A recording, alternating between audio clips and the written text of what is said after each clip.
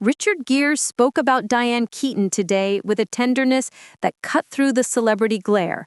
He remembered her not as a legend, but as a person, sweet and gentle, completely original, someone with whom he had shared not just a film, but moments of vulnerability, respect, and quiet connection. He said these words on national television, decades after they first worked together.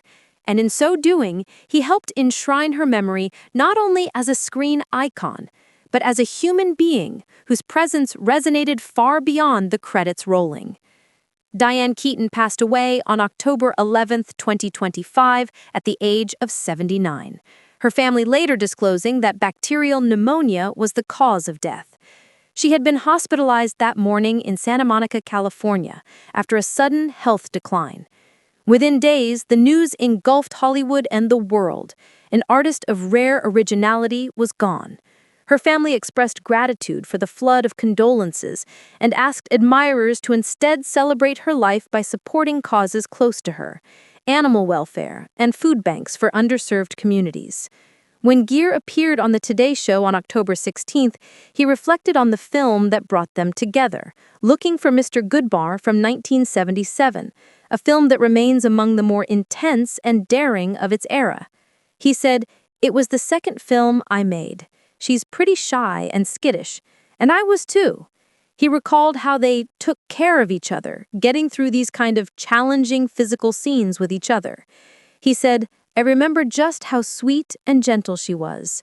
I think anyone who's ever worked with her thinks, this is a real person."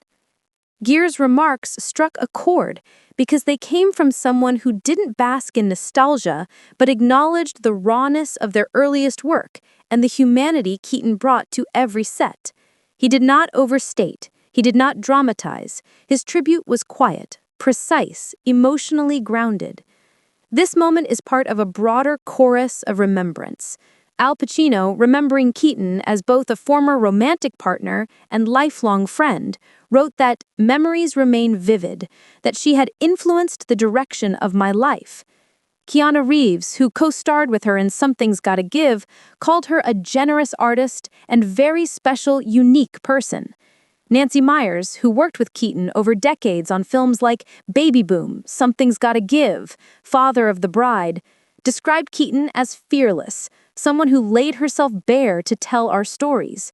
Goldie Hawn, Bette Midler, Reese Witherspoon, all of them have spoken publicly of her warmth, her creativity, the consistency of her heart across years and roles.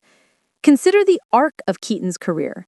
Born Diane Hall in 1946, she rose from theater and television into the new Hollywood era, transformed by films like Annie Hall, for which she won an Academy Award in 1978. She became known for roles that allowed her to be funny and fragile, intellectual and deeply flawed. Her style, quirky, gender-bending, gentle yet bold, became iconic in its own right. She wrote books, directed films, explored photography, and cemented a voice that was unmistakably herself. In the decades since Looking for Mr. Goodbar, Gere and Keaton reunited on screen in Maybe I Do 2023, a romantic comedy in which their characters rediscover romance later in life. Back then, Keaton had joked in interviews that she'd had a crush on Gere during the earlier film, though they never went on a date. She said, "He's great," of him in a lighthearted way. That playful, grounded side of Keaton, the willingness to own awkwardness, to tell a truth, is part of what endeared her to colleagues like Gere. The reaction since her passing has shown just how deeply she was loved. Bette Midler called her a complete original. What you saw was who she was. Woody Allen published an essay remembering her laugh, her presence, saying the world feels drearier without her. Nancy Meyers spoke of their creative partnership, how writing for Keaton felt safer, more alive. Reese Witherspoon described how Keaton once coached her on posture, urging her to stand up straight as she began her acting journey.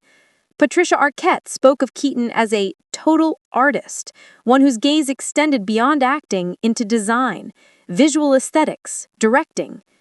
Gere's tribute adds a layer of personal witness to that tapestry of admiration. This is a man who has watched decades of Hollywood pass through his orbit, yet when he speaks of Keaton, he does not lean on star power. He leans on memory. He remembered how during that early filming, both he and she were nervous, exposed. He remembered the empathy between them amid scenes that demanded emotional and physical rawness. He remembered her soul beneath the scripts and the camera lights. The narrative that emerges is revelatory. Celebrity narratives often focus on peak moments, awards, box office. But here, in these remembrances, we see how colleagues perceived Diane Keaton not as an untouchable icon, but as a collaborator, a friend, a person capable of kindness and generosity and artistry in quiet moments. Gere's invocation of sweet and gentle asks us to hold that duality, powerful presence, humble heart. In the coming days and weeks, archival footage will likely surface. Interviews from earlier decades, behind-the-scenes clips, moments of laughter captured between takes. But already in this moment, Gere's tribute stands among the most poignant, not because of its scope, but its intimacy.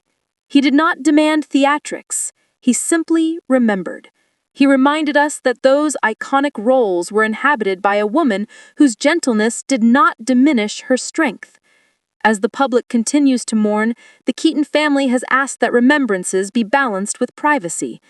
They honored her with a private cremation just days after her death, and they continue to express gratitude for tributes while urging that her passing be observed with dignity, not spectacle. Her children, Dexter and Duke, survive her, as do her siblings. The world of cinema loses one of its most singular voices, but the stories, the performances, the off-screen kindness live on. And so we watch, we remember, we revisit classics like Annie Hall, Something's Gotta Give, the Godfather films, Baby Boom, Father of the Bride. We see in those frames a woman whose presence could make laughter and heartbreak feel singular. And in the warmth of Richard Gere's voice today, we hear that same person echoing, sweet and gentle, a real person, completely original. Make sure to like, subscribe, and stay tuned for more celebrity updates.